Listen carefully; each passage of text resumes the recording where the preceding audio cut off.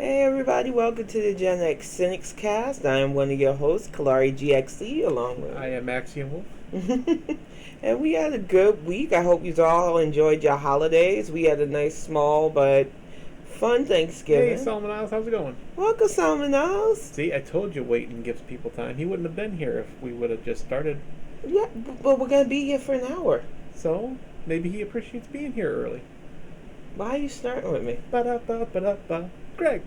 Anyhow, y'all, we had a decent week of both getting ready for the holidays and binge watching TV. We finally broke down and watched all of What If, and that was a really good series. Yeah, and it broke down like it was a trial for us. We were looking forward to it, but we wanted to wait till they got everything done. Yeah, but that's the thing. So many of my friends like to watch these shows as is, and they were driving me nuts because they wanted to discuss episodes each week it came out, and I was like, I would rather binge watch. Yeah. You know, and I know it's hard because we come from the generation where we watch TV live and hope we caught all of our shows. But now I've been kind of spoiled by binge watching that it annoys me that people want to watch certain things each week. But I'm also weird because there are certain shows that I watch once a week now too. Well, I think it all depends on your schedule. If the show timeline fits into your schedule and you go like, oh, that's Thursday at 8, I can watch this show.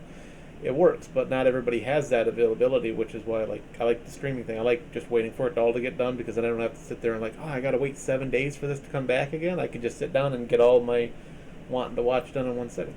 And it sometimes works. The only thing that doesn't work for me is if an anime season has more than 20 episodes, I'd rather watch that as it comes out because binge watching all of that, you need to invest a couple of days. Mm-hmm. What I liked about What If was we were able to binge watch it in one night. Yeah. You know? And all the stories kind of connected. I wasn't expecting that from What If. I expected everything to have its own little... Yeah. Okay, it's going to end here, now we're moving on to another one. Then that's going to have here, and then we're going to move on to another one. I really like the fact that as they got closer to the end, they all kind of started to It was kind of a nod to the original plot for What If because it was all Zatu the Watcher's idea of what would happen in these multiple worlds and what would happen if I'm forced to have to step out of my role as a watcher and interfere. Right. Because that is like the cardinal rules of watchers. You are not supposed to interfere in the lives of the mortals and immortals. You're just there to watch. But he realized that if these universes disappear, if this evil takes over and destroys everything, there's nothing for him to watch. Yeah. You know, and I love that hypothetical. What if you are this powerful being who only has this set job and you've been doing it for so long, but you start to realize that if you don't do more, bad things are going to happen to everybody and then you don't have a job anyway. Right. A lot of people don't want to think on that level, but you can take that into everyday life. Yeah. You know, you sit there and you're like, well, this works for me. I'm going to keep doing it. And then you realize that it might work for you, but there are better ways out there. And sometimes you have to step out of that comfort zone. And what I liked about What If was not only did it show possibilities, but they alluded to the fact that, yeah, this stuff isn't happening on the main Earth, but they know about things from the main Earth. Yeah. You know? Yeah. And I'm looking forward to the Marvel Zombies now. Especially if they keep following the pattern that they said in What If. Yeah. I think it's going to be interesting to watch. Yeah, I think that's going to be interesting to watch, too. Because I really like the fact that, well, no, that was a different one. I'm sorry. I got those two universes confused, so never mind. No, I like the one where Ultron got Vision's body. And there was just no screwing around. As soon as Thanos showed up, he was like, okay, you're dead, and I got your gauntlet. Exactly. You know, Ultron was so crazy. And, you know, I didn't mind the lean with blaming the Pyms for things that happened because in the comics, Hank Pym was the catalyst for a lot of bad, including Ultron. And even though Vision is now a good guy, he wasn't originally. Yeah. So I didn't mind it, but I hated that Janet took the brunt of the blame for the zombie virus. Yeah. Because the whole reason why she was in the quantum realm in the first place was because they were trying to help people. Yeah, and I think that's kind of I thought it was a neat off of the original comic, because in the Yeah. comic they never said where the virus came from. It just infected somebody, and then it got into the from not the main universe, but from the universe that it started in. It got into the other universes, and it just kind of started to spread from there. Yeah. And it was always kind of like, well, where did it come from? Was it magical? Was it biological? Nobody knows. And I like the fact that they actually said, oh, it was a quantum realm virus. So you had the option of like, yeah, this could have happened in other universes, but it did happen in this one. Yeah. So I more liked it than I disliked it, but I always thought it was like, well, you're still not saying exactly where it came from. I mean, Well, it's zombieism, historically speaking, has been a biological issue for a while. There's an insect that literally I've heard about has those. yeah. Little zombie ants, and then Yeah. So it's like I get that, biologically you can have something very actual to what we see it as a zombie movie or a zombie virus. Yeah. I accepted it. I thought, yeah, that'd be kind of neat, because like how close did our Janet come to actually catching that? Did she catch it and overcome it? Was it a virus that she caught, but she learned enough from the quantum realm to cure herself of it? Or did she just miss it by turning left instead of right? And her powers, because I noticed that both her and Ghost seem to have more powers from the quantum realm per the Ant-Man and other movies than normal humans would have. Yeah, and they didn't cover Ghost in that at all. And I miss that actress. I hope they bring her back. Yeah, because I was wondering if was she able to escape, and because Janet wasn't there to cure her, did she eventually just disperse? Yeah. Or did she get infected and she's still running around taking people out, just being stealth? You know. I did like the fact that they kept the one guy in there, though. Baba Yaga! Yeah. He is one of our favorite actors. I loved him in The Suicide Squad as well. Yeah. But having him bring back that character was just a good nod to the movies fact and stuff. Like, he is just a regular human, and he survived the zombie apocalypse where super people are getting turned left and right. Well, don't forget that even though he comes across as quiet and unassuming, he met Scott as an ex-con. Yeah. So I think a lot of the thing that's cool about him is he's unassuming, but he's definitely a criminal. He knows how to break into things. Mm-hmm. He knows how to keep himself safe. Yeah. And I was always fascinated by him and even T.I.'s character. I might not always agree or like T.I.'s opinions, but I did like him in the Ant-Man movies. I liked the characters because I felt like Scott's friends really had his back. Yeah. And I just loved the dynamic of them going from ex-cons to businessmen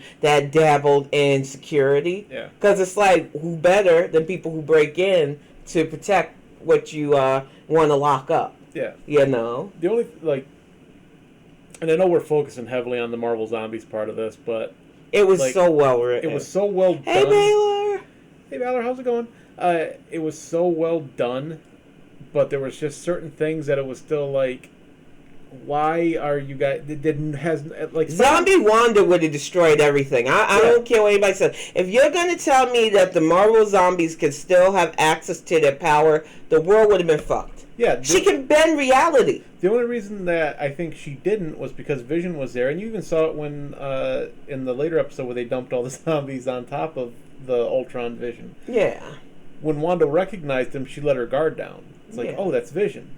So there's still some connection there. There's some sense of intelligence in the people still, but it just doesn't feel logical to me because zombies have always come to us as they are completely able to be not only controlled, but they only have the function of move and eat. Right. So when you try to find that middle ground, and I'm not going to say that it wasn't done well enough for me because it was entertaining, but the logic in my brain was screaming, if they're still that functional mental-wise, they wouldn't want to be zombies. Wanda wouldn't want to exist like that. Right, but my thing was like Vision said, she's too strong, so maybe it was just in the case of Wanda that she was able to... the universe would have been fucked. Some kind of a situation like that. Yeah. But, I agree with Spider-Man actually says it. Have you guys never seen, like when they get to the train station, it's like, okay, we're gonna split up, and he goes, "Have you guys never seen a horror movie?" Yeah.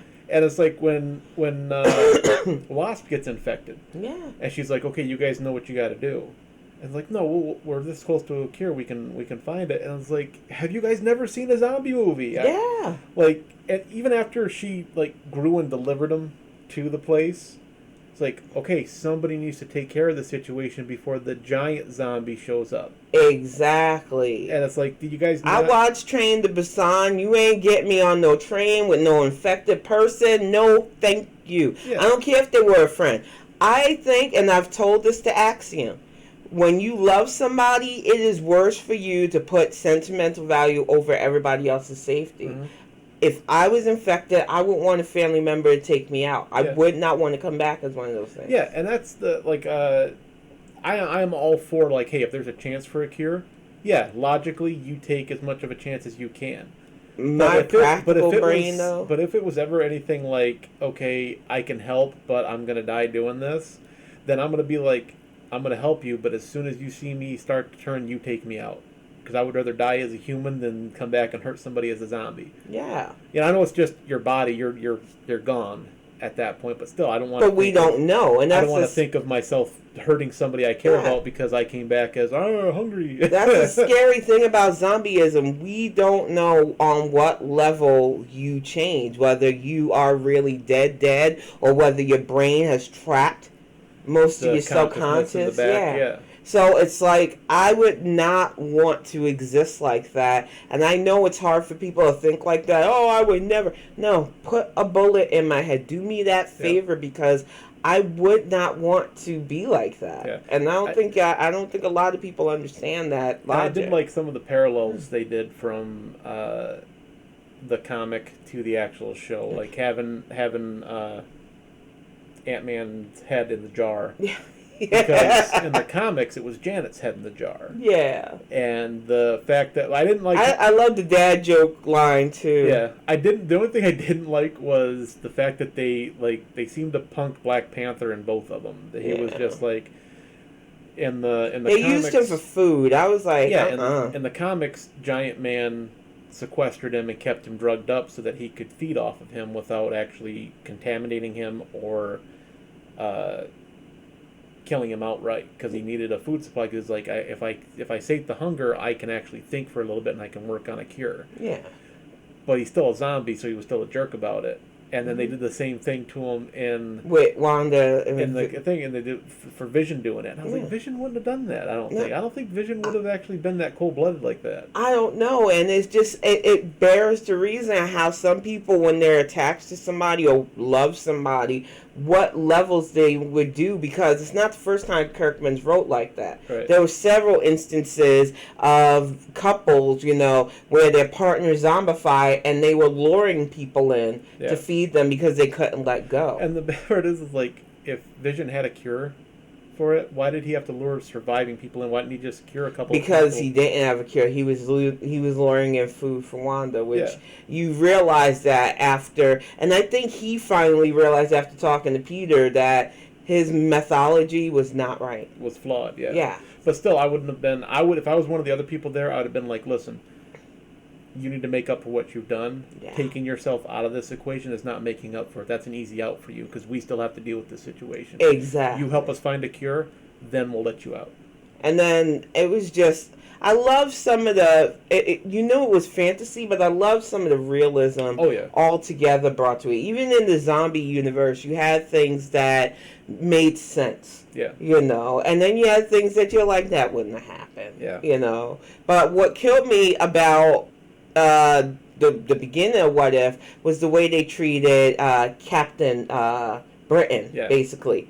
I loved seeing the What If where Peggy Carter became what Captain America could not because of an attack. Yeah. But they did not skimp on the very real sexism. Yeah. And I just need people to understand that, no, Marvel wasn't trying to be woke. This was the reality for women in the military back in the day. It's still the reality if you want to be 100% honest, that a lot of women still go through trying to prove our strengths, trying to prove our capabilities. So it felt good to not only see that she rose above all of that. Oh, you're a woman. We shouldn't even have you in here, and you're lucky to have been a You're part lucky of just it. to be in the room. And I was It's like, that's the reality she could of... crush your head, dude. That was the reality of the time. They did not think that Women were could, capable. could do that. And it was just like, I personally, I would never underestimate any woman anywhere. Yeah. I think by far you guys are the better of the sexes and are not to be trifled with. Yeah.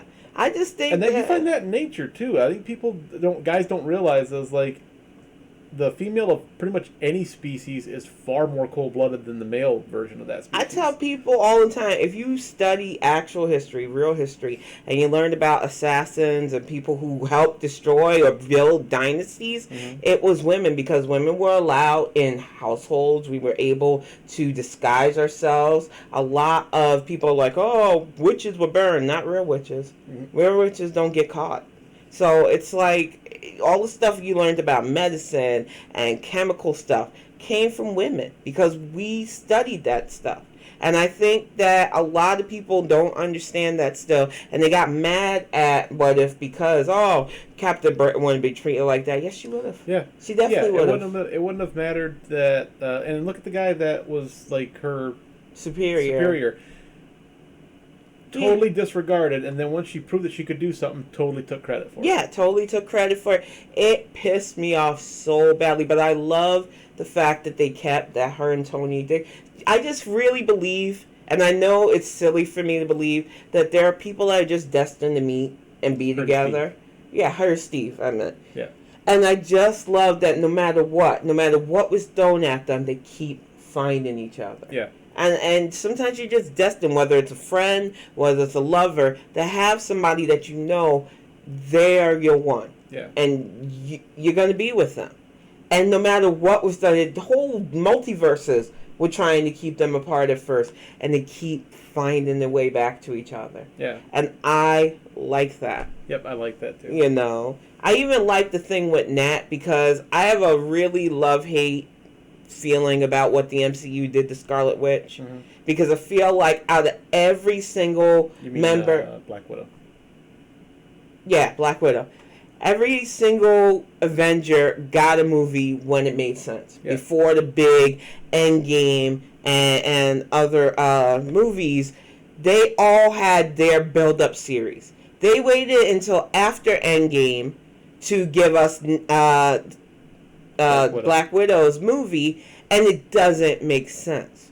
Why would I care about her origin story if I already know how her story supposedly ends? Yeah. It's very frustrating that female characters aren't given the respect that they're due because they're a big part in the Marvel Universe. And I'm hoping with Phase 5 that we see more of that, because one of my favorite parts of Endgame was when all the females got together and kicked ass. Yeah.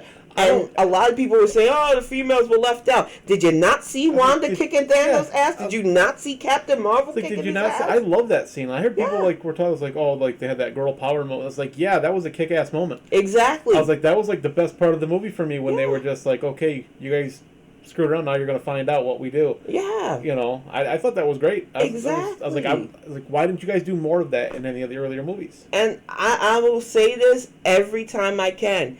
Representation matters. For all you boys who are so used to seeing yourselves as superheroes, there are little girls out there that want to see it too. There are non-binary people that want to see themselves, and we need more of our stories being told, because you never know whose life you're saving just by telling a story where they feel seen. And I think people don't understand the power of that. Seeing yourself positively or even accurately represented on screen can help so many people. One of the things I liked about binge watching Pose, because I know it's not for everybody. I know people aren't going to understand what it means to exist as transgender or what it means to exist as LGBT. But if you watch it, even as a cisgendered straight woman, I was able to take what they were going through, the music, the dancing, the needing to create a family because your family rejected you for the stupidest things, and they still strove to take care of each other. And when you see stuff like that in entertainment and you realize that, yeah, somebody who's going through that finally can watch a show and feel like they're seen and they're heard and they're not invisible or insignificant. It matters. Mm-hmm. So I'm always going to prop up shows that actually, try to represent people. And you're not going to get it 100% right, because a lot of these shows are written by people who have no ties to the community too. Yeah. And we've got to work on that as well. Mm-hmm. And I noticed on social media, somebody who worked with both, I believe, What If and some other future things went on a rant about, needing more diversity and stuff. And of course, some of you guys out there are taking umbrage with it. You just need to get over it. You aren't going to lose your representation by opening up the doors for everybody else. You're going to make a pool of more watchable content by allowing the doors to open for everybody. And I'm sorry, the pandemic is still going on, y'all. We would love to review some of the newer movies, but I'm not sitting in a movie theater right now. Even vaccinated, I don't want to risk COVID. I am very high risk because of autoimmune compromise issues. I cannot risk getting COVID just to give a review of something. So if you're not going to allow us to buy a movie online, which we did it for the Hitman's Wife Bodyguard, we did it for the Suicide Squad, we will give you the money to let us stream it in our home. Yeah. I don't understand why Marvel's playing around. The same thing for Spider-Man, No Way Home. Hopefully, but if they do like they did with Shang-Chi, yeah, we're not going to be able to see it right away, and sucks. Well, they got that thing where you can buy it on Disney Plus for it's going to cost you $30, which I don't mind. Which honestly, if it's a movie I want to see, I don't mind putting that out there. But that is kind of expensive. I mean, I'm not getting. I will have a digital copy of that, but will I always have that? Because I'm giving you $30. I want something that guarantees that even if your app shuts down or you raise prices and I'm not subscribed anymore, I can still watch that.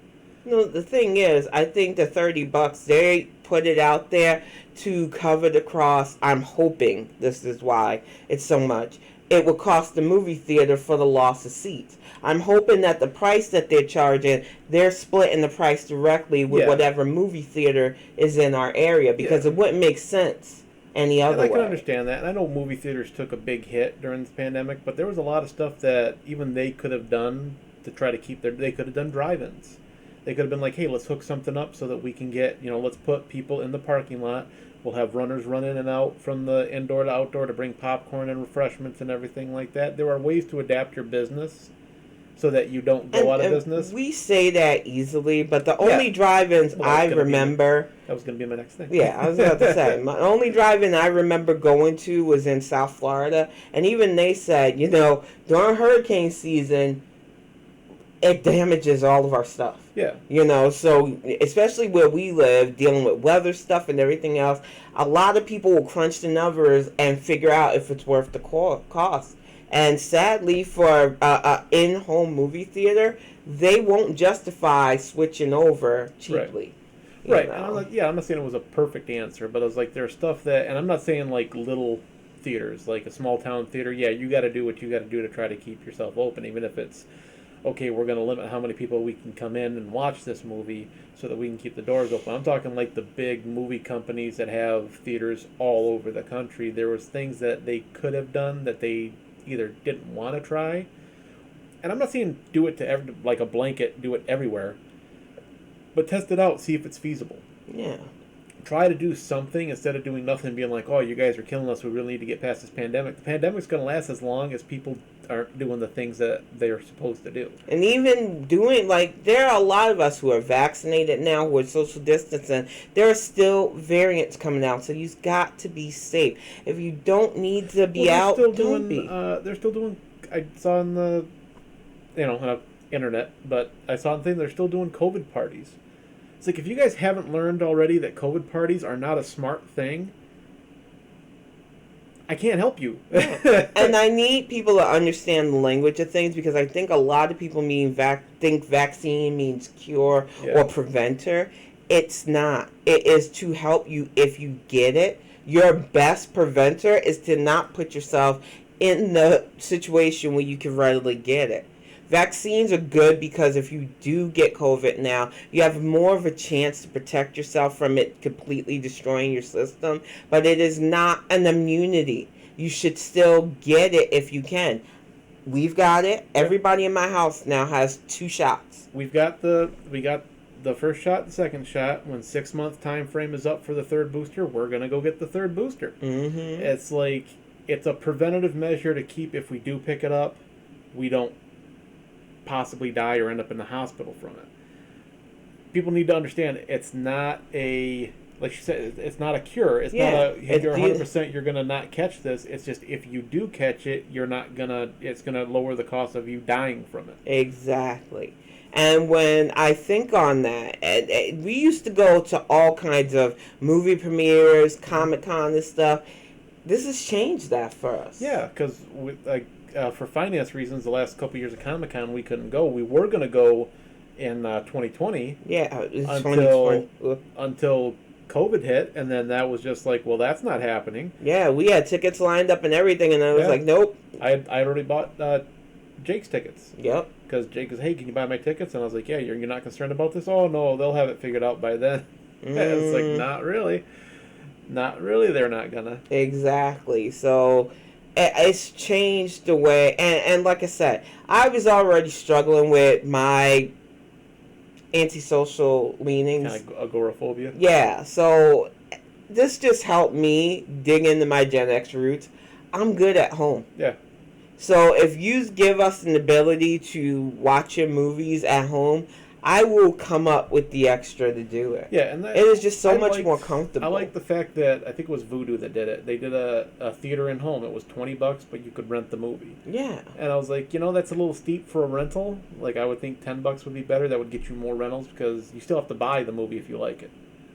Like I could see hey, if you rent it and you like it, we'll give you a discount on. Did you read the terms? Because I think the only reason why the price is that high is because they're hopefully profit sharing with the theater. Yeah, I'm just saying, like, I think they could get more people with a lower rental price and split the cost up a little bit better with it.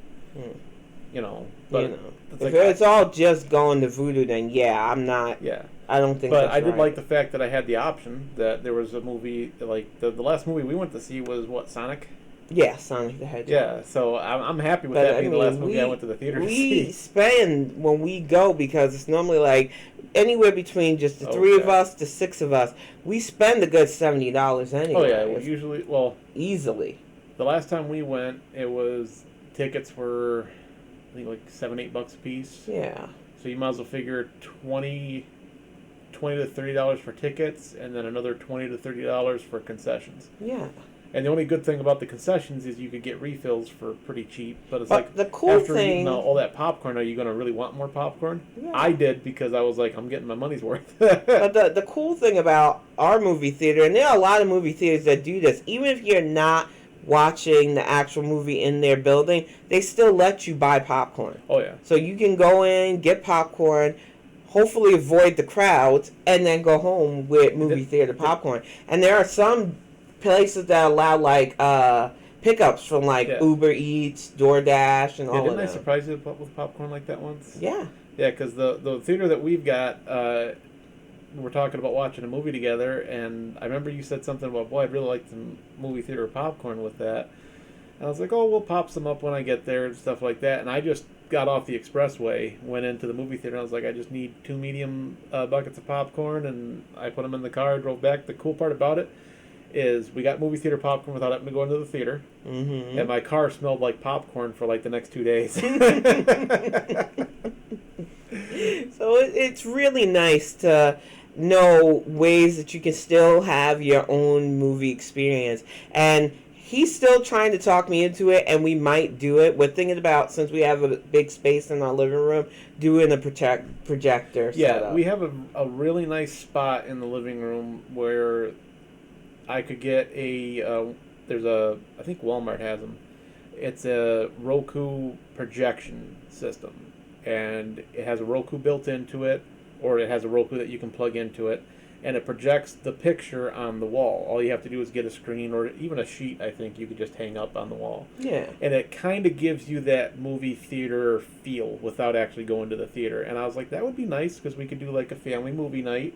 Yeah, we have like HBO Max and go Disney get Plus. set up out there and everything like that, so it actually feels like we're doing the movie thing and everything like and that. I have to say, I love that Captain Planet meme because I know how you're dinging us streamers about that. How having Disney Plus, Netflix, Hulu, Disney Plus, Netflix, Hulu, HBO Max, Sling TV. Yep. When your powers combine, I'm the same cost as cable. But you gotta realize that you pay so much for cable, and I don't watch half the channels. Yeah. Well, there's nothing on cable that I want to watch. That's the difference with I know what they're trying to say. Yeah. But it's like you don't understand is it's the same cost as cable, but you don't have the same things as cable. No, and I can pick and choose what I want to watch. If I want to binge watch a classic show like we've been doing with Seinfeld, I can do that. If I want to watch a new show like What If, I can do that. Yeah. If I want to just watch Funimation anime for a few weeks, I can do that now with uninterrupted, a lot of times without commercials. Yeah. You can't do that with cable. I've been toying, and the only reason why I keep Sling TV is because I like watching certain live things that you can't get anywhere else. But I was watching it yesterday for the dog show, or the day before yesterday for the dog show, and I forgot how much I hated commercials. Yeah. I have gone for almost 2 years now without having to willingly watch ads or being able to skip ads thanks to YouTube. Yep. I cannot stand commercials. No, and YouTube's really got to do that. Do something with their ads because they're getting ads ridiculous. Long movie theater ads are getting bad, but the music video ones are the worst. Yeah, well, it's the same. Like, sprinkle some more stuff in there, man. Yeah. You got to have more than just 2 ads. I don't know what it is about your algorithms that think I want betting ads, YouTube, but no, thank you. I'm not interested in your casinos. I'm not interested in your gambling. Please stop targeting me with those. And maybe give us an option to, like, do you want to watch all your ads now, or would you like to watch all the ads? Let us pick. I will take any ads for gaming stuff. I love, like, when I see fake Grand Order ads, because I play that. I wouldn't mind more ads for, like, any, like, mobile games that I may be interested in. I can always click no if I'm not. But I can't stand that I get these weird right-wing ads now, too. And it's like, no, we're not going to do that, YouTube. Yeah. But I would rather, honestly, myself, I would rather have it be like, okay, give me, if I'm going to see 2 to 3 ads in this video that I've uploaded, give me the option to have them all up front, unavoidable. I have to watch them. That's what FX Now does. Yeah, and then I can watch the entirety of my video without any interruption. Yeah. Or I can watch them sprinkled throughout my video, and I can skip 1 or 2 of them. Yeah. Because there's always one unavoidable ad you have to watch. Yeah. But don't make it that, like you said, like there was one ad that was like, what, an hour and a half? Yeah. Ad, and it was just like, who's going to sit through that? If you're busy doing something and this ad comes up, you're watching an hour and a half and it's a 5-minute video. Yeah. How is that possible? Exactly. But I'll tell you one thing about regular commercials. There are a lot of for at-home types. Yeah. I know a friend of mine got one. I don't care. Squirtle still sounds like a rejected Pokemon. And I've seen that commercial so much over the last few hours that I would never buy it. Even if you gave it to me as a gift, I would burn it in a bonfire in the backyard. And she would. She would actually. I really would. It irked me so badly.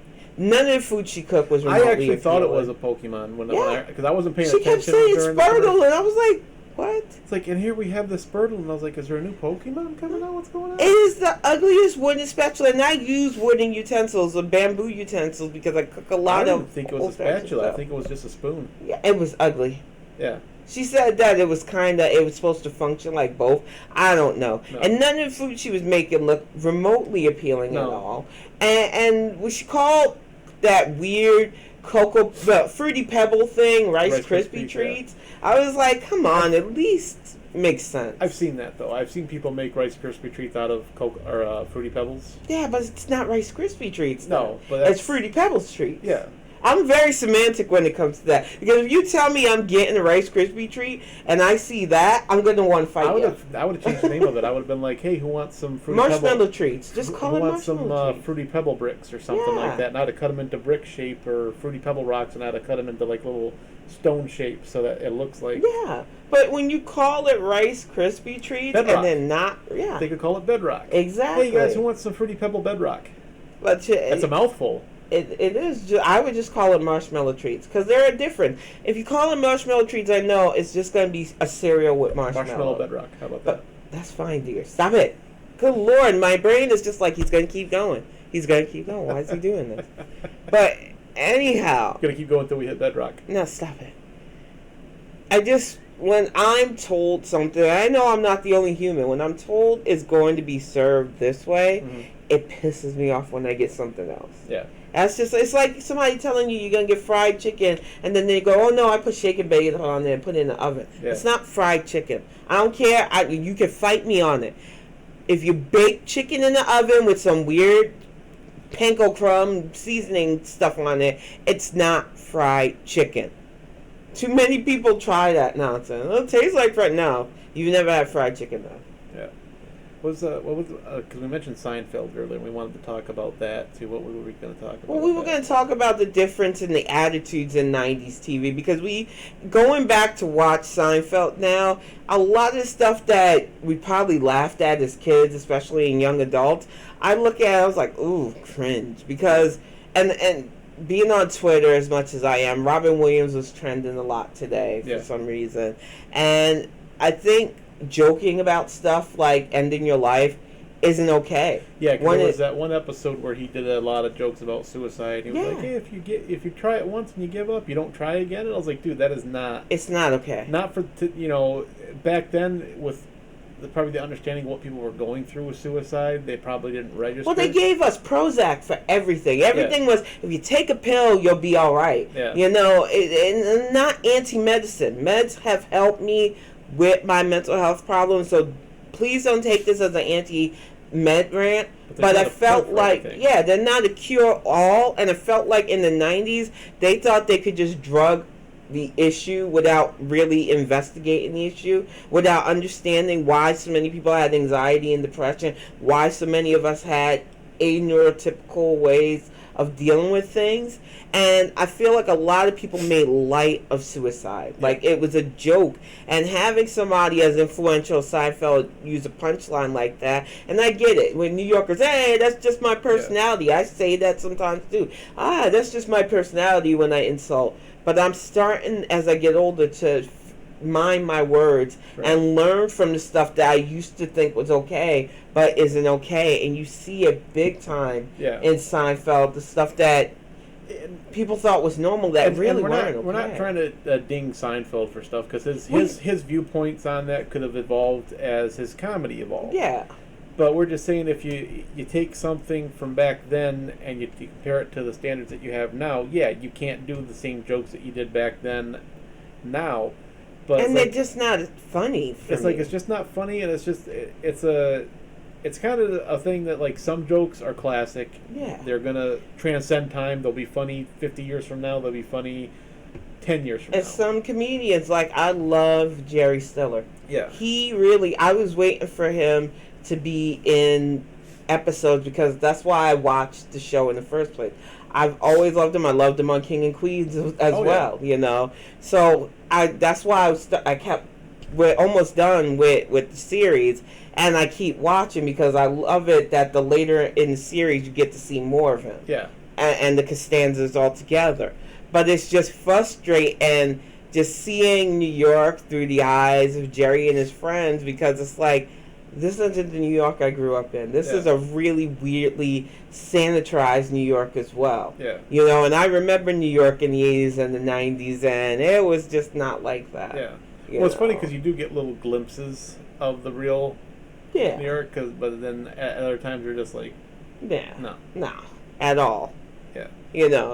And that's, I think that's the weird thing. Like you said, when we were watching My Hero Academia when Bakugo was just like, you know what, why don't you just go up to the roof and kill yourself? That's like, that's not okay. That's not something to put in there. Yeah. And I mean, I get why, because they want him to be unlikable, and yeah, they did a good job, because I still don't like that son. Yeah, they did a really good job, because it's like, but I was like, I would think that even just a few years ago, the thing with suicide wasn't as pronounced as it is now. But people now in Japan, knows, like, you don't say that. Yeah, you don't. It's not acceptable for anybody to say that. Yeah. But I think people need to stop acting like it doesn't happen. Yeah. Because especially in some cultures, they think it's honorable to do it. Some people think that it's not as bad if somebody does that because it takes the burden off their family. There's a lot of twisted views towards it that I think if we start talking about it more instead of trying to shy away and shame people for feeling that way, it would go a lot further. Mm-hmm. You know, I'm not okay with somebody telling somebody to do that to themselves. No. And you should never do that. But I think people are very weird with the topic, and they make it harder on people who are struggling with it. Well, that's why I'm glad, like, going to school and growing up when we did. Yeah. Even though there was, a little bit of time difference there, like, you could eventually get away from your bullies. You eventually had a time frame where it was just like, okay, they can't reach me here. You had a safe space. And now, since you got Facebook and Twitter and all these other instant places where social media that you can get a hold of people, it doesn't stop for some kids. And that's the thing I really agree with, but I also feel like we allow a lot of online stuff that you can prevent. And I wanted to say this back in the thing with the Twitch boycotting and stuff too. I get it's not easy. You don't want that negative attention, but you got to look at it this way. Because you're doing what you love, it will attract some trolls sometimes. They don't define you, and there are ways to block them out. The reason why I'm able to navigate Twitter, and for me, Twitter is more hard when my mutuals are fighting each other than any random troll. Mm-hmm. Because the moment somebody takes that few seconds of interaction to say something harmful or hateful, I put them in the block bin. I don't see them again. Right. I know I have a few hate followers that try me. They get blocked too. I don't need their attention. It is more painful for me online when people that I like are going at each other's throats and trying to divide us and do the click thing than any weirdo random that wants to say something hateful. You are your best tool against online bullying. And I know it's hard for some people to believe that. And I know that there are some exceptions. There are people that will try to stalk you. I literally had a guy that tried to stalk me, and I had to deal with him with outside measures. So I know that not every scenario can just be solved by muting or blocking somebody. But I'm telling you right now, the reason why they're doing that is because they know they can get to you. Don't let them. Yeah, definitely. If you let somebody know something bothers you and something, they can get under your skin that way, they will continue to do that. I had a brother that was like that. He would just, if he knew something was going to get under your skin, he just kept on going. Once he saw that it wasn't going to get under your skin, more often than not, they stop. Yep. And I was like, they don't get that dopamine hit from making you miserable. They don't get the feel good by making you feel bad. They go away. Yeah. As like, sometimes they don't. Sometimes they'll just like, well, I'm just going to keep going until I find something. And then you got to do what you got to do to rectify that situation. You got to talk to somebody. You got to separate yourself from the situation. If need be, and you got to put them on their butt, then put them on their butt. Yeah, but if you're doing what you love, you got to realize that even the most popular people on here got their trolls. They don't pay them no mind because those people are seeking them out. They're not seeking those trolls out. I tell people that all the time. Well, why doesn't it set you? Because they sought me out. Yeah. I didn't know who they were until today, and they wasted their few moments of interaction saying something stupid or hateful or racist. I don't know them. I will never know them after that. I will forget about them and keep it moving. Mm-hmm. That's how it is. That's how you have to carry yourself online and beyond. And like I said, being Gen X, we grew up in the time where bullying was so normalized that Hollywood did movies about it. Yeah. Revenge of the Nerds was just, depending on where you were in life, you looked at it as, oh, those jocks were done wrong. Or, oh, that was my life. Yeah. Satirized. And for people who like D&D, who are supposedly smart, who were nerds, the reality of situations, you had family that bullied you, you had teachers that bullied you, you had friends that, depending on how they wanted to survive in the school system, joined in sometimes. It was a reality for a lot of us. Mm-hmm. So, yeah, I just think that when it comes to bullying, when you've lived a certain amount of years, you either develop a way to navigate or just realize Yeah. it doesn't matter. Yeah, and I know there's some people out there that can't, and it's just like, And we're not looking down on you because we understand it. If you need help, Get the help. help. Don't. And don't think you're alone. Yeah, you're not. And I know it can feel that way because I went through a bad stretch of bullying myself, to where it didn't get to the point where I was having those thoughts, but I don't internalize stuff, I externalize it.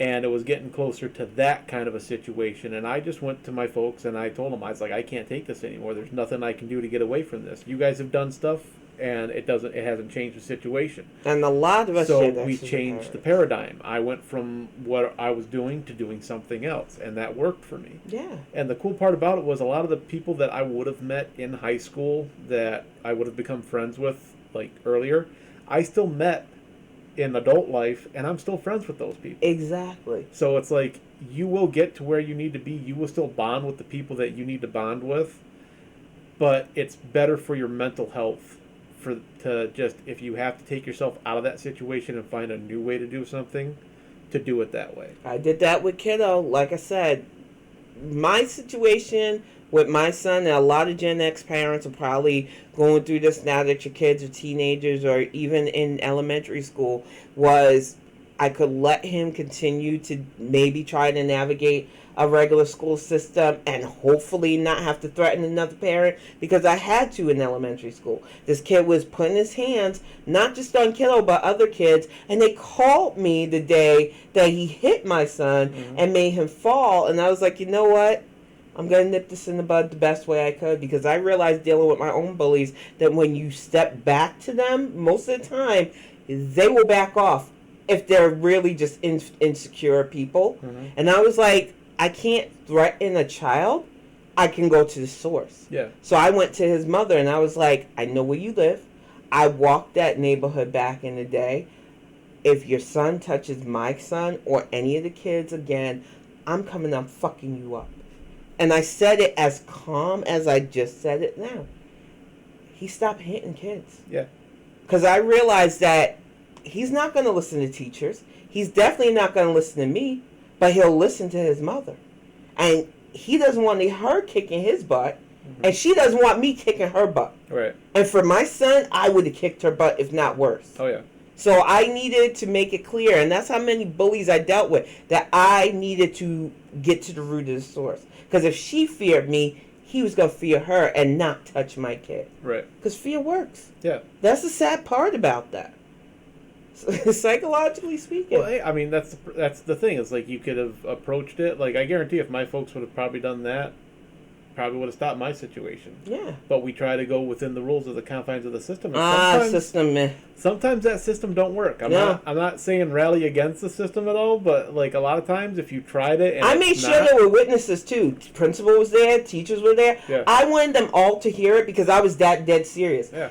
It was a literary night too. Yeah. So pretty much all the parents who knew me, who thought, oh, she's just that quiet lady who holds the door for people and says hi. I wanted them to see that other side. You probably fixed a lot of future bullying that may have happened too, because they were just like, don't you dare do anything to that kid. And I was very loud and I wanted the point to be driven home that this is the level I will take to stop you from hurting my kid. Yeah. Because he still remembers it. He still remembers all the torment that he went through from this one kid. You carry that for a while. Yeah. I mean, that's the thing. Then I don't think people realize, like, the stuff you do to somebody can have a lasting effect on them. Sometimes my first bully is a villain. Well, not total villain, but I made them as a cathartic release. One of the first people who turned in our story. Yeah. Because I remember all the torment that she put me through until I finally stood up to her. Yeah. And it just, like, I don't want her to have power over me anymore, but I still remember all the stuff I went through with the things she did. Mm-hmm. So that was one of the things I wanted to put as a nod in there. To me, you're still a monster. Yeah. Yeah, and that's the sad part about it is like the impression you make on somebody, that could be how they see you. You could just be having a bad day. You could be a swell person, but you just did that one, like the lady today that dropped off the groceries. Like, to me, she's forever going to be a jerk because she just came across as a jerk. Yeah. I was like, try to be the best person you can be. All I know is that when it comes to how people treat each other, we all could do better. And I'm not saying things like I'm a saint. Everything I've come to be right now was from times of being not a good person and learning from that. And I know that I can't fix the damage I've done with people I hurt. But I acknowledge that I was that person. Yeah. And I do my part to get away from that. A lot of people don't try that. Yeah. A lot of people think they can fake that funk, and I don't. Well, a lot of people try. Well, the reason I did this was this reason. The reason I did that was that reason. It's like all you got to do is be like, I was that person. I was a jerk. I'm not that person anymore. Exactly. It's not bad that you grow and evolve. What's bad is if you don't grow, but you think you're evolving. Yeah. Or you try to act like you are, but still keep that those tendencies. You can't really fake your way through this nowadays. Mm-hmm. That real side will come out. Yep. And that's why I don't try to call myself a saint or put myself on a pedestal. Mm-hmm. And I know some people do that, especially with the stuff I share online. It's like, no, I'm 100% human. Mm-hmm. And everybody's one opinion away from being completely canceled out or getting on people's nerves. It's like when I called a certain New Jersey governor fat and had to deal with the fact that I was not a fat ally. And it's like, I'm fat, y'all. I've never hid that about myself. Yeah. But I still call out somebody. Like, I don't understand this. It's like, when you said what you said, and I heard it, I was like, that was not the first thing that came to my mind. Yeah. It wasn't like I was attacking anybody else. I called him wimpy at first, and then I said worse things after I went on a rant, because it was like, you were using my attack of he's a literal piece of shit. Yeah. I've lived in New York. Jersey was just not even 5 minutes away from where I lived. He's a jerk. If anybody should have been offended, it should have been Wimpy, the lovable cartoon character. Exactly. And I was just like, you're comparing him to a lovable cartoon character. I was like, where's the insult to him? Because if anything, Wimpy should be upset. Yeah. But my thing is, I feel like a lot of people are trying to push themselves as body positive, and they're not. And until you actually like what you see in the mirror and not get bothered when somebody else calls somebody else fat, you're not ready to call yourself body positive. And I don't care if you don't consider me your ally, because I shouldn't be telling you I'm your ally. And a lot of people don't understand that about allyism. I never tell anybody, and I never trust anybody that tells me they're my ally. Actions speak louder than words. And if my actions make me feel like I'm not an ally to you, then there you go. Mm-hmm. I can't be responsible for how people take the way I live my life. Yeah, people have unrealistic expectations. Very unrealistic.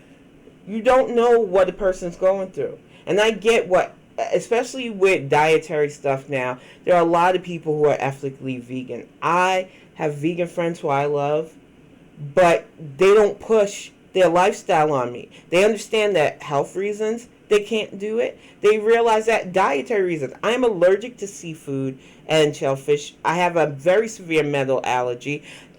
I also deal with anemia. So there are a lot of times where I need red meat along with spinach and other supplements that I take just so that my blood can clot. Yeah. So when people try and push their nonsense without knowing what a person is going through, it really gets on my nerves.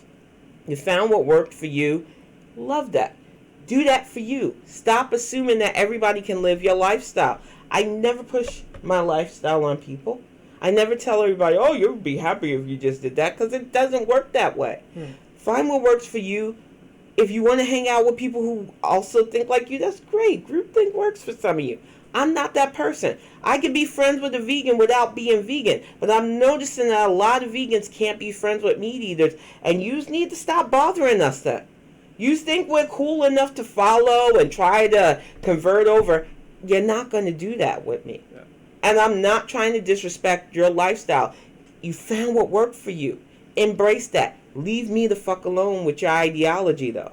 I need to be 100% on that because it's starting to really get on my nerves. I'm getting a lot of new followers, especially, and that's like the first thing out of their mouth when I'm talking about something that seriously affected me. I was talking about a certain trial the other day, which really impacted how I feel about this country right now. And this vegan follower, and they have to let me know that they're vegan, went on this tirade about how the depression comes from eating meat, and it's like, wow. Yeah. No, it's not the years of bullying I went through or the racism. No, it's the hamburger I had the other day. That sure is depressing me. I don't think so.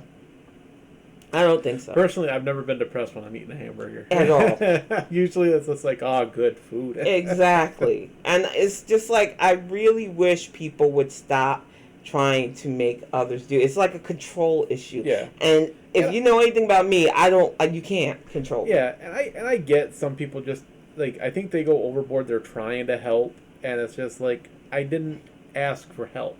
Yeah. And that's the problem. This is like, wait until someone asks you for that help. Like, if you would have come out and said, hey, you know what, I don't feel that way, I'm feeling a little sluggish, does anybody have any dietary tips for me today?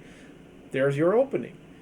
This was not an opening for you to tote the benefits of vegan life. Yeah, and some people, they just don't realize that, even with religion too, don't push.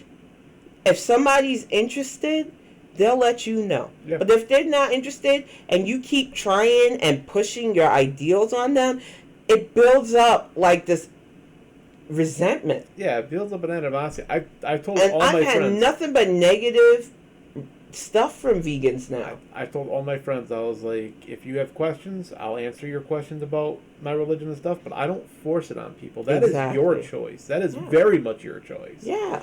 And I think everybody needs to make that for themselves. If anybody asks me, I'll come out and tell you what I believe in and everything like that. But I'm not going to be sitting there shoving it down your throat 5 seconds after you meet me. Exactly. Or, like I said, with the dietary thing, I literally, when I worked customer service 4 years ago, had a dude who called me under the pretense of looking for an item. The 45 minutes of him singing me the freaking benefits of a vegan lifestyle. I will never forget that guy because I was so annoyed that I wanted to find him and make sure he couldn't sing anymore. That's how angry I was. Do you remember the song at all? No, I don't want to. My brain put it in the vault. I'm kind of curious on what the song could have been. It was awful, though. What if I get that guy with the new job I start on Monday? What if he's like my first call? Put him on the phone with me. He wanted my email address and other personal information so he could send me some stuff. It's just such a weird thing. And like I said, I am always about people living the life they want to live. Right. Your being content on this planet is the whole meaning of life to me. Find what makes you happy and enjoy that, because nothing's promised. Right. That's the whole point of living, is to enjoy the life you have. And if not eating animals does that for you, good for you. But there are some people out there that do enjoy that, and they're not monsters. They don't need you preaching at them, and you don't know their life. So mind your business. Because if you were that content, what another person's doing wouldn't be your concern. But some of you aren't content. And it comes across when you meddle and try to push your way into other people's I think that's the better thing on there. Is a lot of people are just like, boy, I'm miserable with this. I got to make other people miserable with me too, because then at least I won't be alone with it. It's just like, if you're miserable, if you don't like what you're doing, why are you doing it? Exactly. Because that's the vibe I get from y'all. That a lot of you are really angry. You try to push your way into stuff. I can't. If I didn't like Mario Maker, why would I play it? So not a 45-minute song about the health benefits of eggnog. Oh, thank you. And that's another thing with the holidays coming up. A lot of people are asking me, do I have any eggnog recipe? I can't eat egg like that. No. I just can't. I am not. See, I don't mind eggnog. I can drink it, but I can't drink like I used to when I was younger. When I was younger, I could drink the whole carton. Not me. I think if I got one of those like school lunch containers of eggnog, that would do me for a year. Just one of those little containers. I can drink it at Christmas. You're better than me. And then I don't want it again. I can't take the taste or consistency of it. I think they changed how they make it. They changed a lot of recipes from back in the day. Because it's not the same eggnog that I used to get as a kid. It tastes way different, and it's just like, I don't like it. And I've just like, I use eggs in a lot of cooking and stuff and baking and stuff, but I'm still not a huge fan That of maybe it's the egg fact that I taste. actually figured out that it has egg in it, and I'm not a big egg person. Yeah. Because as a kid, I was just like, it's eggnog. Oh, that's kind of a funny name for a drink, and glug glug glug. And then you figure out, oh, it's Yeah, got because a lot of people are like, oh, eggs it in just tastes it. like a custard milkshake. And I'm like, I don't care. Yeah. I never really, and I don't hate milkshakes before people get the pitchforks and torches. It's just not the first go to. Does Outside, your milkshake brings all the boys? you're so crazy. I'm not gonna sing that song. Oh Sorry. yeah, my God, the only milkshake type product I've ever really loved was like the Wendy's Frosty. That's why I tease you on Yeah. my Mario Mondays about I'm gonna get you a Wendy's Frosty at some point. I never got an answer to that. Does anybody else dip their fries in their Wendy's Frosty at all? The fries that I used to get in the Wendy's in Florida were always so soggy anyway that I never bothered with them. Oh, seriously? Fries should be crispy. Well, see, that's the thing. They changed their fry recipe, so now they're Yeah. supposed to be like. And you gotta 100%. realize it was over 20 years ago Yeah. when I lived in Florida. So Yeah, they're supposed to be like 100% crispy. Every fry you get is supposed to have crisp to it. So I was kind of wondering, like, how do those fries dip in the Frosty now? Because I tried that once. I was just curious, and I was just like, I wonder how this would taste. I and had I such dipped it in there, and it was so good. I don't know what the mechanics of that are. Well, they have the chocolate and then the salty fry, Yeah. so it's like a nice sweet savory combo. But my problem with Wendy's is How was it for you? Was it yay or nay? Was it good? Did you enjoy it? Did you do it again? Or was it just one of those little, like, oh, I can't do that again? Because I even found a way to make the wiggly fries work, too, for that. You just fold it in half, and then it kind of firms up enough to be like a spoon. Oh. Fry spoon. Fry spoon. Because for me, Wendy's has always been really more miss than hit when it comes to their food. Like, chicken sandwiches, I don't care what they put out there. I'll never forget them putting that struggle cheese on my chicken sandwich, and it's like, I can't do That's it. my favorite thing to do with the fries. See, if you haven't tried it, it's worth a try once, but make sure you do it with a crispy fry. Don't do it with a soggy fry.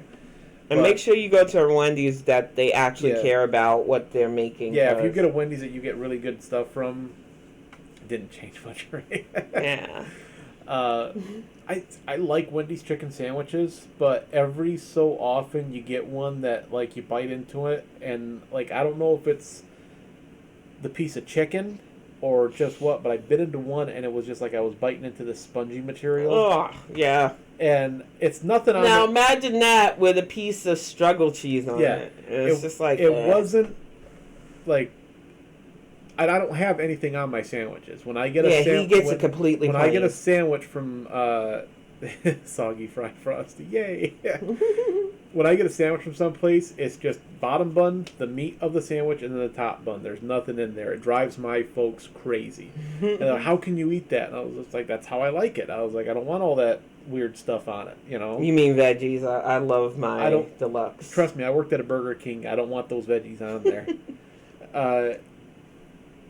So when I bit into it, I was like, there shouldn't be anything on here, and it was just this nasty, spongy, bleh, like I was like, I can feel bubbles. And I don't know if it was just like maybe from the breading, some grease got trapped inside the breading when they fried it, and that's what I was biting into. But it completely turned my stomach, and I haven't touched a Wendy's chicken sandwich since. Yeah. And it's happened before, but I was able to ignore it. But that last one, it was just like, nope, I can't do this. And I really want a Wendy's chicken sandwich because I like their chicken sandwiches. I prefer Popeyes. I'm very biased when it comes to chicken, and Popeyes and Bojangles were two of my favorites. Popeyes good. The only thing I have against Popeyes chicken sandwiches is I would like something a little flatter, like. I love their big piece of chicken though because I like the meat. It's tasty. Like I said. This is me being really, really picky. It's just I like something that like it's actual sandwich. When I get Popeye's chicken sandwiches, like here's a piece of chicken that looks like a Rubik's cube. Yeah, and the thing is, a lot of people do those flat patties and then they taste like sadness. Like I got that McDonald's chicken free, and it was gross. Yeah, and I'm sorry. I ordered one. I told him it was bad. None of that healthy stuff, only meats. Welcome to Arby's. They have the meats. I I ordered one by accident. Remember we went out a couple It weeks ago? wasn't. You ordered another one by accident? No, no, no, Okay. no. It was just that one time. No, Because the last one that we got was right. I wanted a McChicken. Yeah. I accidentally ordered their new chicken sandwich, and we brought it back home, and I was like, I can't eat that, and I threw it right out. Exactly. Because I tried it, and I was like, how does this sandwich taste like pickle, and there's no pickle on it? Yeah. And they said it's crispy, and I took it right out of the bag when I got the free and one. it wasn't worth the price. Yeah. Yeah. She got it for free, and she wanted a refund. I wanted my money back because it was that. It was just not good. It was a bag of mixed sadness. It really was. It was not crispy. It was not. It's just a weird flavor to it too. Yeah. It would have been different if it would have been crispy. It looked like it should be crispy. Yeah. But like I said, with the way I get it, there was nothing there. There was no pickle on the sandwich, and then the sandwich still tasted like pickle. Still smelled like pickle. Yeah. I was like, "Are you just is everything near the pickle vat?" I was like, "Why is this still pickly?" And I'm just there like, was no taste to it. That was the thing. It was a hint of pickle, but no taste to the chicken, no taste to the bun, no taste of anything. Yeah. I was like, if you want a good chicken sandwich, Popeyes, and then KFC is a close second. And then honestly, they've been really missed with their fried stuff anyway, which, I know two big people talking about the quality of fast food, but it's we're big very people, rare. we know. Yeah. It's very rare to get chicken nuggets that aren't even overdone, and then or fries that are underdone, which is it's weird. Yeah, I think that's the worst thing. McDonald's really needs to work on getting their fries crispy, but they can't be too crispy because I've had that problem too, where they're like, these are really overdone McDonald's fries. Yeah. It's got to be that nice in between area. But you offer me some sometimes when you get them, and I was like, I don't want to bite into a half raw fry, so it's like, no, I'm good. Yeah. I'm good. And then we've been buying certain nuggets now from the grocery market that is way better. Oh yeah, like way better much than better. McDonald's fries. Like And McDonald's needs to get that company to make their nuggets. Yeah, because I like biting into a nugget and knowing that I'm tasting meat, not a weird, spongy, probably was pink slime concoction. Yeah. Like we went to the Krusty Krab after they sold it. Yeah. What was that? Was it McSpanky's? Yeah. No, McSpanky's is Jimmy Neutron. That's Jimmy Neutron. It was some weird McCrabbie's, I think it was, or something. I can't remember. It was this play on the TGI Friday type thing. It's a crazy episode, but I liked it because it made Blandy's, was it? No, it wasn't Blandy's.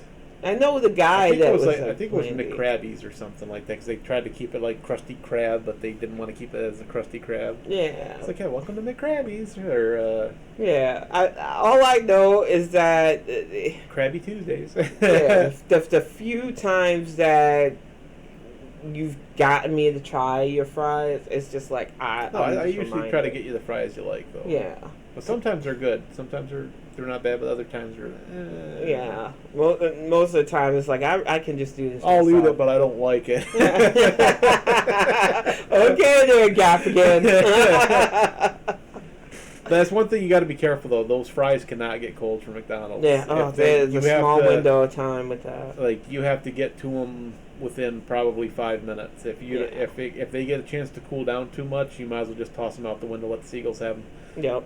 And it's the same with Rally's cheese sticks. I love them. Yep. But they have once that window threshold crosses, you need to have a good air fryer or oven. Something to heat them back up. Because they just do not taste right cold. Yeah. Yeah, and you got to get them when they're because we only had one bad experience from that one place where I don't think they cooked them long enough. No. But if you get them when they're nice and crispy, it's delicious. Yeah, they are the best. I did not like mozzarella sticks when I was a kid, which is crazy living in New York. But they had so many different kinds in the city, and you always risk getting a weird breading, so I never liked them. I like your mozzarella sticks. Those are good and tasty. Those are nice and crispy, and they're still cheesy and stuff. They're not like, hey, I cooked this until it got, all the cheese is gone from the inside of it. Yeah. And I had to grow into making those. It like I said, I didn't like them before, and now I do. Yep. But it don't take much to mess those up.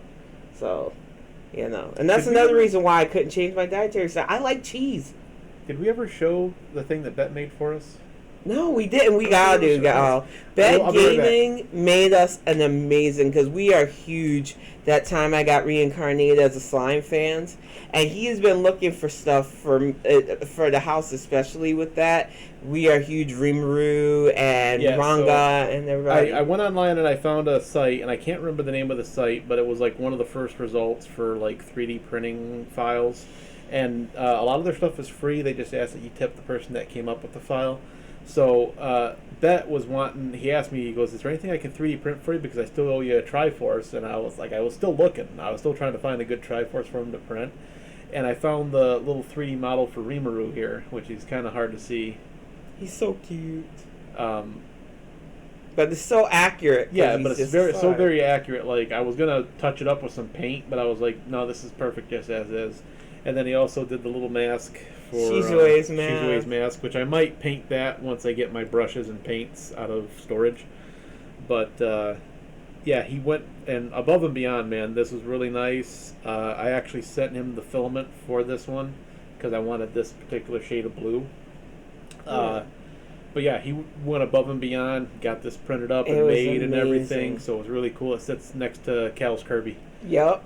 And Bet will be live hopefully tonight. I seen this tweet out on his new artesian system, and I love the fact that he went with them, because I didn't know who Artesian was until Charlie was doing a charity stream and he showed off his build. And sometimes in the morning when I can, I'll sit in the East Coast guys stream, and I know the West Coast guys do a stream. They're really nice people. Yeah. They build very nice systems. I wish I had known about them before I got the new laptop I did, because I would have paid the same price for a full system. I'm still not ready to go back to Tower Life though. That's the only reason. Yeah, and that's the problem. I think like as stuff comes in, I'm gonna go back to a tower for the streaming stuff. I like my laptop for personal PC usage. As a writer, a laptop works for me better. But right for now. Streaming, I think a tower would be better, because the difference between power in a tower and a laptop is kind of right now. It's pretty much level. Because like I love my gaming laptop. I customized it for gaming. It's a perfect system to get everything I need to get done. Yeah. But I do see myself going back to Tower Life just for gaming. I see Tower Life, and I see multiple monitors in my future, because setting up the workspace where they gave me 2 monitors to work from and stuff, I was like, I could really make this work. Command console, Don't have to set up a tower either, right? Yeah. And I really wish that they would have given Bet more of a schedule on when they were going to build his computer. Yeah, because we wanted to donate. We wanted to donate and get our names put on it. Yeah, because that's another cool thing that Artesian does. So every time he had to power up his computer, he saw this face. Well, they just do a little inscription, I think, on the tower. I was being dramatic. And that's the thing I like about having, I love the stream life, y'all. I love being on Twitch and getting to meet new people. We have met so many amazing people. All of you in the chat are amazing, and a lot of you stream, and we might not always talk in the streams, but we try to be there. We try to be there and watch y'all. Every night, usually, I normally have at least 3 different windows open, and I'm bouncing back and forth between streams trying to talk to everybody. But sometimes it's cool just to have you guys on and in the background, especially when we're writing or doing other stuff for our streams. It's good to have friends that we enjoy. It must be a good friend. But we are definitely looking forward to our friends' streams tonight. We're going to get ready to wrap it up soon, though, because it's almost dinner time. Go ahead and actually, I'm going to see, maybe Bet's on and we can rate him. Let's see. He might be. I know he said he was getting the new system set up and the area set up, and he was excited. Let's see. Is there anybody on here? Your setup is a bit different than mine. I keep the thing a bit bigger so I can see their names. Yeah. Well, all I have to do is this. Oh, okay. So I just keep it down here because I recognize icons a little bit better than seeing people's names and stuff. You're better than me with that. All right, y'all. All right, everybody. We are going to go ahead. I had a power outage. Otherwise, I might have been on. Oh, I'm sorry, Phil. That sucks. Yeah, the weather's been crazy. We're getting snow right now as we speak. That's why our room's a bit darker and everything else. But I am the darkness, too. Why is it darker? But we're getting the real. It's been coming down for a few hours now. It started at 1:00. Yeah. Yeah. We slept way late today too. Yeah. We earned it. Yeah. It's been a busy few days. I woke up and I looked at the clock and I was like, wow. I have been cooking since last Sunday, y'all. I am snowball fight. tired. No. I don't want to. I don't want to be out there. It's cold. She doesn't handle competition very well, and I don't want to end up covered in bruises. I don't want to be outside. It's freezing. It is very cold outside. Like, I came in from getting the mail yesterday, and I had to run my hands under hot water because they were so cold they hurt. Yeah, it is bitter. Yeah, it was like 20 degrees yesterday, I think it got down to. So and I ran the faucet just as a precaution last night because my brain was like, what if it freezes up? Yeah. Oh, did you run it last night? Yeah, I went in our bathroom and just ran it just out of habit. Okay, because I didn't. I was going to do that, but I was like, it's not that cold, and then I'm glad when I went to the bathroom in the middle of the night, it was cold, so I was like, I'm going to run the water because I am freezing. Yeah. And then the air kicked on, so I was like, good. If you want me to up that, just let me know. I'll turn it up to keep it a little bit warm in here. But we're going to go ahead and go, guys. Thank you so much for staying by. My streaming schedule for the next couple weeks is going to be a little hectic. It's more sporadic. I've got at least 3 weeks of training for the new job, and I don't know where I'm going to fit streaming into that. Yeah, so morning streams for Axion's channel is probably going to be out for a bit. Yeah, we're going to try. Even after I get the job ready, most of my streaming is going to be more in the evening now. Yeah. So East Coast time, yeah, because I've got a lot of, like I said, 3 weeks of training to do, and then I should be on a normal schedule where I pretty much know when I'm working and when I will get out of work, and that's going to be a little bit easier to work with. And then we may just move a lot of stuff to the weekends. So Mario Monday, I got a new level for you. I'm thinking what I might do just to keep Mario Monday from disappearing altogether while this is going on, I might move Mario Monday to Mario Sunday. Yeah. Because I'll have that day off guaranteed. But I will try this week to still get on after training, but I don't know when I'm getting out of training this Monday. Yeah. They said something like it was supposed to be a 10 to 7, but all the times they give me are Pacific times, and I have to take 3 hours onto it. Yeah. So I don't know if I'm going to be getting out at 7 or if I'm going to be getting out at 8. And if it's that late, I got to be back in the morning again. I might not do a Mario Monday this week, but I'm still going to try to fit one in. Yeah, we'll see. Yeah, if you do have a new level for me, please submit it to the Discord. I will make sure that it gets played, and I will try to keep you guys updated. Right this week, I don't think I'm going to do anything for Sunday. I'm going to try to do it on Monday and see how that goes. If it doesn't go well or I don't care for it, then I will definitely move Mario Monday to Sunday so that we can keep a steady flow for Mario at least, because I do enjoy Mario every week. Yeah, and we will be back on Saturday early evenings for our GenXcynics. Yep, that shouldn't be affected by this at all because I should have Saturdays and Sundays off. Yeah.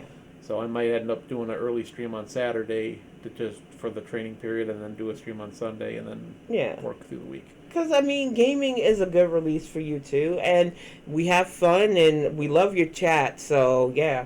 Yeah. We're not giving up streaming. It's just work means adjusting. And that's exactly how I'm going to put it, Phil. I'm going to put it Mario Monday on a Sunday. Yeah. That's of us for the rest of us. Maybe I can take and borrow Solomon Grundy's little thing there.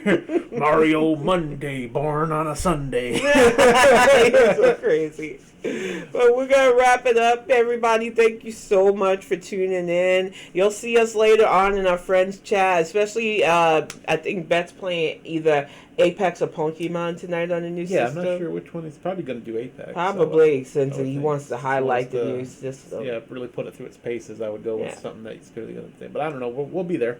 And definitely check out everybody that's been in our chat field too. Streams. Bella is the wonderful girlfriend of one of our favorite streamers, True Creative Chaos. He's been doing Pokemon, Apex, Knockout City streams. There are just so many amazing friends that are always in there. Solomon Isles is an amazing streamer. I've missed a lot of your streams. Axiom catches them, so hopefully I can join in some of your newer ones soon too. Yeah, Solomon, I'm usually in your chat. I'm usually just being quiet. Yeah.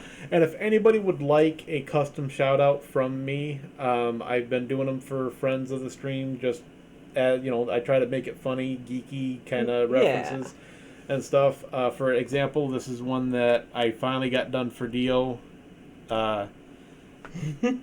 He wanted it based off Toad, so I did. Still like the one you have for Wolverine and Sherby as well. Yeah, I got one for Wolverine and one for Sherby Hancock. So if you guys would like one, whisper me what you would like. Or just aspect to your personality. Just something in there to give me something to work with. If you want it based off a character, kind of give me something to roll with, and I will put it in my brain, let it ferment for a few days, and then come back with something. Yeah. Cal actually helped with this one. It was magical. She said something, and my eyes just lit up like it was Christmas. I was just like, that's perfect. I got to go write this down before I forget it. And I ran to the front room and I wrote it down real fast and everything. So if you guys do have something that you would like me to do that for, I might even make that a channel awards thing. Like Axiom will give you a custom shout out for your channel, and then I can put it in there. But for right now, I'm just doing it because we like y'all. If I like you, I want to give you something that you're going to enjoy seeing when you come into the chat. So exactly. But yep, Minnesota goodbye. Minnesota goodbye, everybody. And now I'm just going to cut you off cold-blooded, like really creepy cold.